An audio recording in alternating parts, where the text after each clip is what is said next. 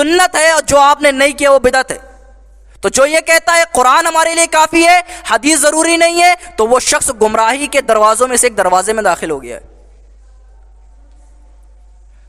اچھا، جو لوگ یہ کہتے ہیں کہ ہم قرآن کو بس مانتے ہیں، انہوں نے قرآن کو بھی نہیں مانا، کیوں؟ قرآن میں تو اللہ نے جگہ جگہ کہا ہے کہ اے اللہ کے رسول کی اطاعت کرو، اللہ کی اطاعت کرو، اگر تم زندگی چاہتے ہو، اگر تم اچھائی چاہتے ہو، بھلائی چاہتے ہو، رحم کروانا چاہتے ہو، اقیموا الصلاۃ وآتوا الزکاۃ واطیعوا اللہ والرسول لعلکم ترحمون، تم نماز قائم کرو، زکوٰۃ ادا کرو تاکہ تم پر رحم کیا جائے، تاکہ تم پر رحم کیا جائے، اور واطیعوا اللہ والرسول، اور اللہ اور اس کے رسول کی اطاعت کرو۔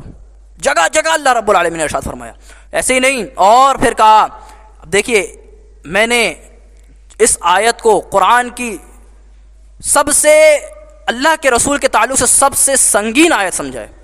اللہ رب العالمین نے کیا ارشاد فرمایا، بہت ہی توجہ کی ضرورت ہے، اور بہت ہی دلوں کو